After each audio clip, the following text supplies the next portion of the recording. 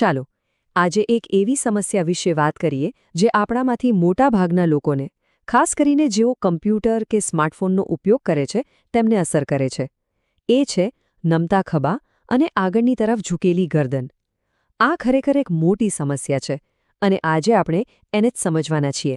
ક્યારે એવું વિચાર્યું છે કે આખો દિવસ ફોન કે કમ્પ્યુટર સામે બેસીને આપણે શરીર પર કેટલો મોટો બોજ નાખીએ છીએ? ભલે દેખાતું નથી, પણ આ ડિજિટલ આદતો આપણા શરીરની મુદ્રાને ધીમે ધીમે બગાડી રહી છે. અને જુઓ, આને ફક્ત ખરાબ પોસ્ચર કહીને નજરઅંદાજ કરી શકાય એમ નથી. આ એક વાસ્તવિક શારીરિક સ્થિતિ છે, જેના ચોક્કસ કારણો છે અને જો ધ્યાન ન આપીએ તો ગંભીર પરિણામો પણ આવી શકે છે. એટલે એને સમજવું ખૂબ જ જરૂરી છે. સાચી અને ખોટી મુદ્રા વચ્ચેનો તફાવત ભલે નાનો લાગે, પણ એની અસર ખૂબ મોટી છે. જુઓ, સાચી મુદ્રામાં માથું અને ખભા એક સીધી લાઇનમાં હોય છે. એનાથી શરીરનું બેલેન્સ જળવાઈ રહે છે. પણ ખોટી મુદ્રામાં આખું સંતુલન જ ખોરવાઈ જાય છે અને બસ ત્યાંથી જ બધી સમસ્યાઓ શરૂ થાય છે. તો પહેલી સ્થિતિ છે નમતા ખભા. આમાં થાય છે શું કે ખભા આગળની તરફ ઝૂકી જાય છે. આવું મોટે ભાગે ત્યારે થાય છે જ્યારે લાંબા સમય સુધી બેસી રહેવાથી છાતીના સ્નાયુઓ, જેને પેક્ટોરલ્સ કહેવાય, એ ટૂંકા અને એકદમ સખત થઈ જાય છે અને પછી એ ખભાને આગળની તરફ ખેંચવા લાગે છે. અને બીજી સ્થિતિ છે આગળ નમેલી ડોક.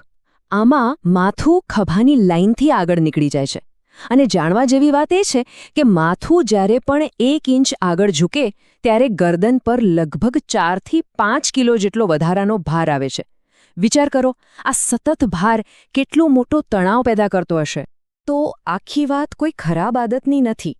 એનું મૂળ કારણ છે સ્નાયુઓનું અસંતુલન. અને એક રબર બેન્ડની જેમ સમજી શકાય.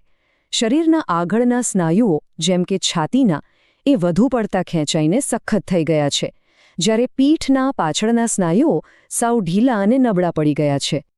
આ સમસ્યાના મૂળમાં મુખ્યત્વે 4 વસ્તુઓ છે.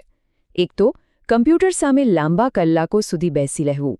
બીજું, ફોન જોવા માટે સતત ગરદન ઝુકાવી રાખવી, જેને હવે ટેક નેક જેવું નામ પણ મળી ગયું છે.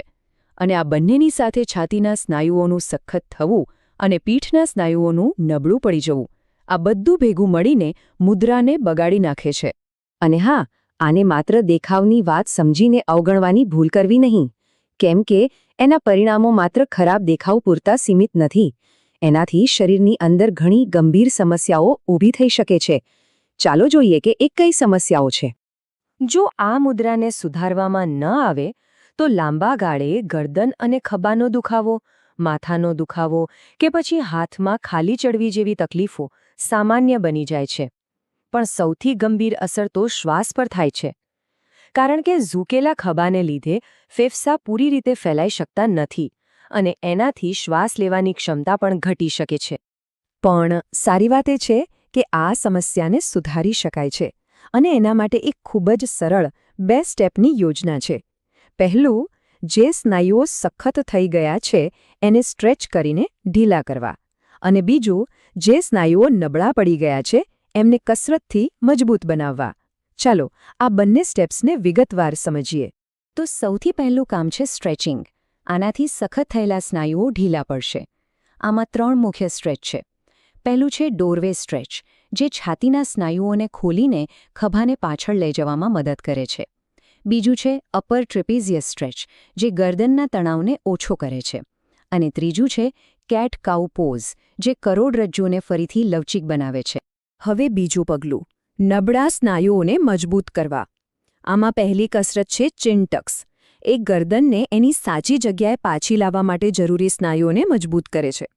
પછી બેન્ડ પુલઅપાર્ટ્સ અને વોલ એન્જલ્સ એ પીઠના ઉપરના ભાગના સ્નાયુઓને જગાડે છે, જે ખભાને પાછળ અને નીચેની તરફ ખેંચી રાખવાનું કામ કરે છે. પણ એક મિનિટ, વાત અહીં પૂરી નથી થતી. ફક્ત કસરત કરવી પૂરતી નથી. જો રોજિંદી આદતો નહીં બદલાય તો આ સમસ્યા ફરી પાછી આવી શકે છે.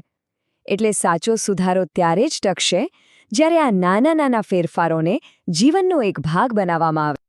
આખા દિવસ દરમિયાન મુદ્રાને જાળવી રાખવા માટે આ 3 નિયમો બસ યાદ રાખી લો. પહેલું, કમ્પ્યુટર મોનિટર હંમેશા આંખના લેવલ પર રાખો, જેથી ગરદન ઝૂકે નહીં.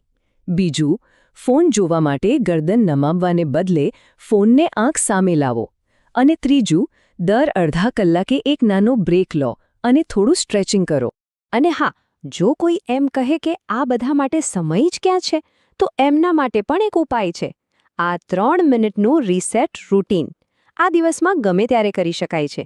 એ શરીરને ફરીથી સાચી મુદ્રામાં ગોઠવવામાં મદદ કરે છે. આનાથી વધારે સરળ તો શું હોઈ શકે, બરાબર ને? હવે સ્વાભાવિક છે કે મનમાં સવાલ થાય કે આ બધી મહેનતનું ફળ ક્યારે દેખાશે?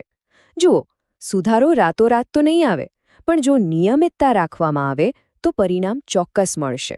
ચાલો જોઈએ કે સમયની સાથે કેવા ફેરફારો જોવા મળી શકે છે. પ્રગતિ કંઈક આ રીતે દેખાઈ શકે છે. પહેલા 1-2 અઠવાડિયામાં જ શરીરમાં જકડન ઓછી લાગશે અને મુદ્રા વિશે જાગૃતિ વધશે. 3 થી 4 અઠવાડિયામાં દુખાવામાં ઘટાડો શરૂ થશે અને અરીસામાં પણ થોડો સુધારો દેખાશે. અને લગભગ 6 થી 8 અઠવાડિયાની નિયમિતતાથી કાયમી સુધારો લાવી શકાશે. અને હા, એક ખૂબ જ અગત્યની વાત, જો હાથમાં સતત ખાલી ચડતી હોય અથવા માથાનો દુખાવો રહેતો હોય તો આ ઘરેલું ઉપચાર પૂરતા નથી. આવા ગંભીર લક્ષણો માટે કોઈ સારા ફિઝિયોથેરાપિસ્ટની સલાહ લેવી ખૂબ જ જરૂરી છે. તો અંતે આખી વાત આવીને એક સવાલ પર અટકી છે. આ ઉકેલ એ સમયનું એક ખૂબ નાનું રોકાણ છે, પણ એની સામે મળતું સ્વાસ્થ્યનું વળતર જબરદસ્ત છે. તો સવાલ એ છે કે શું જીવનભરના સારા સ્વાસ્થ્ય માટે દિવસની 5 મિનિટ કાઢી શકાય? આ વિચાર સાથે જ આપણે આ વિશ્લેષણ અહીં સમાપ્ત કરીએ છીએ.